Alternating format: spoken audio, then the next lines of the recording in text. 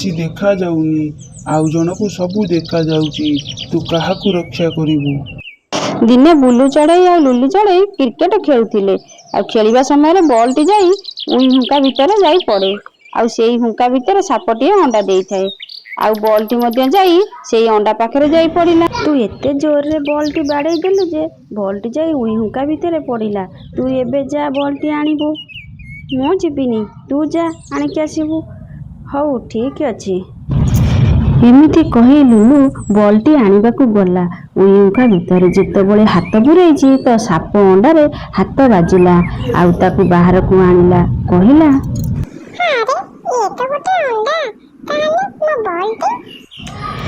ଏମିତି କହି ଆଉଥରେ ହାତ ପୂରେଇ ବଲଟି ଆଣିଲା।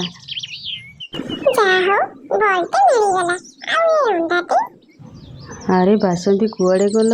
ମୋର ସାଆନ୍ତ ଘରକୁ ଯିବାକୁ ଡେରି ହେଉଛି। ଏମିତି କହି ଜଗୁ ଖାଇବା ବ୍ୟାଗ ଧରି ବାହାରକୁ ଆସେ। ବାପାଙ୍କ ପାଟି ଶୁଣି ଲୁଲୁ ତା ଭାଇକୁ କହେ, ଆରେ ଲୁଲୁ, ବାପା ଆସିଲେଣି, ଚାଲ ଯିବା।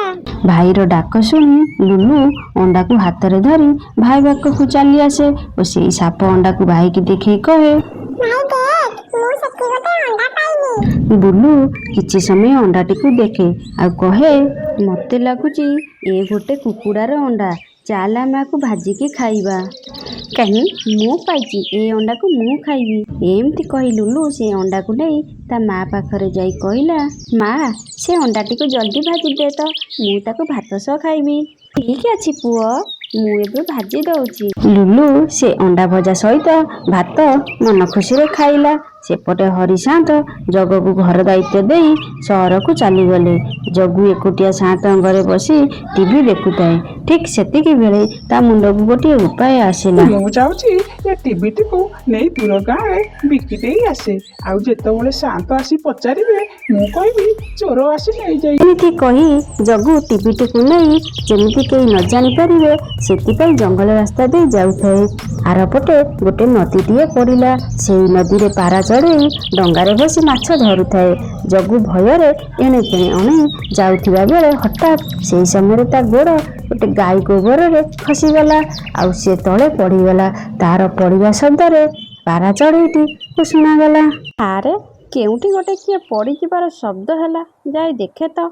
ପାରା ଚଢ଼େଇ ଆସି ଦେଖେ ତ ଜଗୁ ତରବର ହୋଇ ବ୍ୟାଗଟିକୁ ମୁଣ୍ଡ ଉପରେ ରଖି ଜଲ୍ଦି ଜଲ୍ଦି ଯାଏ। ଆରେ, ଏ ତ ଜଗୁ। ସେ ବ୍ୟାଗରେ କ'ଣ ଯେ ଏତେ ତରତର ହୋଇ ନେଇ ଯାଉଛି? ଲାଗୁଛି ସାଆନ୍ତଙ୍କରୁ କିଛି କ'ଣ ନେଇକି ଯାଉଛି। ହଉ, ମୁଁ ଏମିତି କହି ପାରା ଚଢ଼େଇଟି ନଈ ସେପଟକୁ ଚାଲିଯାଏ। ଆଉ କିଛି ସମୟ ପରେ ଜଗୁ ଗୋଟେ ଗାଁକୁ ଯାଇ ଟିଭିଟିକୁ ବିକିଦିଏ ଆଉ ତା ସ୍ତ୍ରୀକୁ ଟଙ୍କା ଦେଇ ସାଆନ୍ତଙ୍କ ଘରକୁ ଫେରିଆସେ। ଆଉ ଏପଟେ ସାପ ଗୋଟେ ମଲା ମୂଷାକୁ ପାଟିରେ ଧରି ହୁଙ୍କା ପାଖକୁ ଆସେ ଆଉ କହେ, ଆଉ ଅଳ୍ପ ଦିନ ପରେ ମୋ ଅଣ୍ଡାରୁ ଗୋଟେ କୁନି ଛୁଆଟିଏ ବାହାରିବ। ମତେ ଏବେଠାରୁ ତା ପାଇଁ ବହୁତ ଖାଦ୍ୟ ସଞ୍ଚୟ କରିବାକୁ ପଡ଼ିବ, ଯେମିତି ମୋ ଛୁଆର କିଛି ଅସୁବିଧା ନ ହବ। ଏମିତି କହି ସାପଟି ହୁଙ୍କା ଭିତରକୁ ଯାଏ ଆଉ ଦେଖେ ତ ଅଣ୍ଡାଟି ସେଠି ନାହିଁ। ଆଉ ସାପଟି ବହୁତ ବ୍ୟସ୍ତ ହୋଇଯାଏ ଆଉ ଚାରିଆଡ଼େ ମଧ୍ୟ ବହୁତ ଖୋଜେ। ଆଉ ଅଣ୍ଡାଟି ନ ପାଇ ସେ ବହୁତ ରାଗିଯାଇ, ମୋ ଅଣ୍ଡାକୁ କିଏ ସେ ନେଲା? ତାର ଏତେ ସାହସ! ମୁଁ ତାକୁ ଅଭିଶାପ ଦଉଛି, ସେ ସଙ୍ଗେ ସଙ୍ଗେ ଅନ୍ଧ ହୋଇଯିବ ଆଉ ମୁଁ ତାକୁ ଖୋଜି ହାତରେ ମାରିବି। ଆଉ ଏପଟେ ଲୁଲୁ ଘରେ ଥିବା ବେଳେ ହଠାତ୍ ପନିକି ଉପରେ ପଡ଼ିଯାଇ ତା ଆଖିରେ ପନିକି ବାଜିଗଲା ଆଉ ତା ଆଖିରୁ ରକ୍ତ ବହୁତ ବୋହିଲା।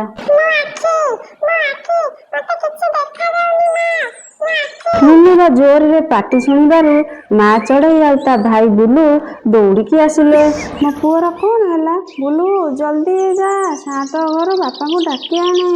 ଲୁଲୁ ଅନ୍ଧ ହେବା କଥା ଗାଁ ସାରା ଜାଣିଗଲେ ଆଉ ଗାଁରେ ପକ୍ଷୀମାନେ କଥା ହେଉଥିବା ସମୟରେ ସାପଟି ସବୁ ଶୁଣିଦେଲା। ତାହେଲେ ଲୁଲୁ ମୋ ଅଣ୍ଡାକୁ ନେଇଛି, ମୁଁ ତାକୁ ଜମା ଛାଡ଼ିବିନି। ଏମିତି କହି ସାପଟି ଲୁଲୁ ପାଖକୁ ଯିବା ସମୟରେ ଅଧା ବାଟରେ ଭାବିଲା, ଏବେ ଯିବିନି, ଏ ସମୟରେ ସମସ୍ତେ ତା ପାଖରେ ଥିବେ, ମତେ କିଛି ଉପାୟ କରିବାକୁ ପଡ଼ିବ। ଏପଟେ ମଧୁ ସାଆନ୍ତ ଯେତେବେଳେ ଘରକୁ ଆସନ୍ତି ଦେଖନ୍ତି ତାଙ୍କର ଟିଭିଟି ନାହିଁ। ଆଉ ଯେତେବେଳେ ଜଗୁକୁ ପଚାରନ୍ତି ଜଗୁ କହେ, ସାଆନ୍ତେ, ଗୋଟେ ଚୋର ଆସି ଟିଭିଟିକୁ ନେଇଯାଇଛି। ଚୋର କୁଆଡ଼େ ଯାଇନି, ଏଇଠି ମୋ ସାମ୍ନାରେ ଛିଡ଼ା ହୋଇଛି। ସାଆନ୍ତେ, ଆପଣ ଏମିତି କ'ଣ କହୁଛନ୍ତି? ମୋ ଉପରେ ସନ୍ଦେହ କରୁଛନ୍ତି? ହଁ, ତୁ ହିଁ ଚୋରି କରିଛୁ। ମତେ ସବୁ ପାରା କହିଛି। ମତେ କ୍ଷମା କରିଦିଅ, ମୁଁ ପଇସା ଲୋଭରେ ଟିଭିଟିକୁ ଚୋରି କରିଦେଇଥିଲି। ଏବେ କହ, ତୁ କାହାକୁ ଠିକ୍ ସେଇ ସମୟରେ ବୁଲୁ ଚଢ଼େଇ ତା ବାପାକୁ ଆସି କହିଲା, ଲୁଲୁକୁ କିଛି ଦେଖାଯାଉନି, ତମେ ଜଲ୍ଦି ଆସ, ତାକୁ ଡାକ୍ତର ପାଖକୁ ନେଇକି ଯିବା। ତୋ ବାପା ଏଠୁ କୁଆଡେ ଯାଇପାରିବନି, ସେ ଆଗ ମୋ ଟିଭି ଦବ। ତ ଆପଣ ଏମିତି କୁହନ୍ତୁନି, ମୁଁ କଥା ଦେଉଛି ଆପଣଙ୍କ ଟିଭି ଫେରେଇ ଦେବି। କୋଉ ଟିଭି ବାପା? ଆରେ ତୁ କିଛି ଜାଣିନୁ? ତୋ ବାପା ମୋ ଘରୁ ଟିଭି ଚୋରେଇକି ଆଉ କାହାକୁ ବିକି ଦେଇଛି। ତୋ ବାପା ଗୋଟେ ଚୋର। ସାଆନ୍ତେ, ମୋ ଉପରେ ବିଶ୍ୱାସ କରନ୍ତୁ, ମୁଁ ତୁମର ଟିଭି ନିଶ୍ଚୟ ଫେରେଇ ଦେବି। ମତେ ଏବେ ଘରକୁ ଯିବାକୁ ଦିଅନ୍ତୁ। ତୋ ଉପରେ ବିଶ୍ୱାସ କରିଥିଲି, ଆଉ ଏବେ ଜମା ନୁହେଁ। ସାଆନ୍ତେ, ମୋ ପୁଅ ବୁଲୁକୁ ପାଖରେ ରଖିଥାନ୍ତୁ, ଆଉ ମୁଁ ଯେତେବେଳେ ଟିଭି ନେଇ ଆସିବି ମୋ ପୁଅକୁ ଛାଡ଼ିଦେବ। ହଉ ଠିକ୍ ଅଛି, ଏବେ ତୁ ଯାଇପାରୁ। ଜଗୁ ତରବର ହୋଇ ଘରକୁ ଯାଉଥିଲା, ଆଉ ସାପଟି ତା ସାମ୍ନାରେ ଆସି କହେ, ଯୋଗୁ ତୋ ପୁଅ ଲୁଲୁ ଆଉ ବଞ୍ଚିବନି। ମୁଁ ତାକୁ ମାରିଦେବି।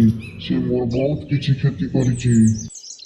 ଏମିତି ସାପଟି ସବୁ କଥା କହିଲା। ତୋ ପାଇଁ ମୁଁ ଗୋଟିଏ ଉପହାର ଅଛି।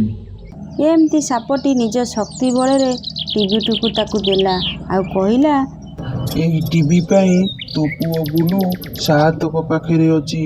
ତୁ ଯଦି ତୋ ଲୁଲୁ ପୁଅକୁ ମତେ ଦବୁ, ତାହେଲେ ତତେ ଟିଭିଟିକୁ ଦେବି। ଜଣକୁ କିଛି ଦେଖାଯାଉନି, ଆଉ ଜଣକୁ ସବୁ ଦେଖାଯାଉଛି। ତୁ କାହାକୁ ରକ୍ଷା କରିବୁ? ମୁଁ ଅନ୍ଧ ପୁଅକୁ ବଞ୍ଚେଇଲେ ମୋର ବା ଆଉ କଣ ଲାଭ? ମୁଁ ଯାଉଛି ମୋ ଭଲ ପୁଅକୁ ଠିକ୍ ବଞ୍ଚେଇବି। ଅଛି, ତୋ ବନ୍ଧ ପୁଅକୁ ମତେ ଆଣିଦେ, ଆଉ ଟିଭିଟିକୁ ନେଇଯା। ଜଗୁ ଅନ୍ଧ ପୁଅକୁ ଆଣିବା ପାଇଁ ଘରକୁ ଗଲା, ଆଉ ସାପଟି ମଧ୍ୟ ତା ଘର ବାହାରେ ଅପେକ୍ଷା କରିଥିଲା। ଯାହା ହବାର କଥା ହୋଇଗଲା, କାନ୍ଦିଲେ କଣ ହବ? ସାଆନ୍ତଙ୍କ ଘରକୁ ସହରରୁ ଗୋଟିଏ ବଡ଼ ଡାକ୍ତର ଆସିଛନ୍ତି। ମୁଁ ତାକୁ ନେଇ ଦେଖେଇ ଦେବି।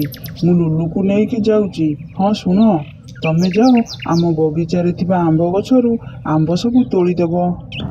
ଏମିତି କହି ଜଗୁ ଚାଲିଯାଏ, ଆଉ ଲୁଲୁକୁ ନେଇ ଆଉ ତା ସ୍ତ୍ରୀ ଭାବିଲା, ଆରେ ଆମର ତ ଆମ୍ବ ଗଛ ନାହିଁ, ଆମ୍ବ କୋଉଠୁ ଆସିବ? ଏଥିରେ କିଛି ରହସ୍ୟ ଅଛି, ମୋତେ ଜାଣିବାକୁ ପଡ଼ିବ।